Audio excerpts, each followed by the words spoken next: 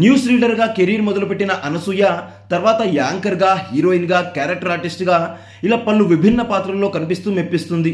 అనసూయకు జబర్దస్త్ మంచి క్రేజ్ను సంపాదించి పెట్టింది.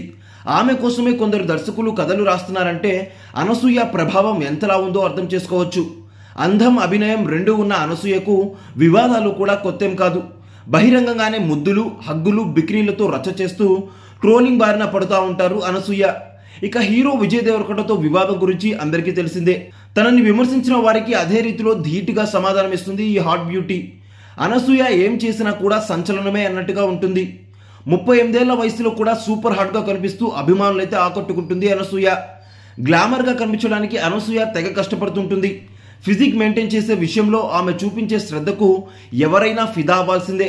తాజాగా అనసూయ తన ఇన్స్టాగ్రామ్లో కొన్ని ఫోటోలను షేర్ చేసింది. ఓ బర్త్డే పార్టీకి సంబంధించిన ఫోటోను అనసూయ పోస్ట్ చేయడం జరిగింది. ఈ ఫోటోల్లో అనసూయ ఫుల్ పార్టీ మూడ్లో కనిపించింది. ఓ వీడియోలో చేతిలో గ్లాస్, అందులో డ్రింక్ తాగుతూ దర్శనమిచ్చింది.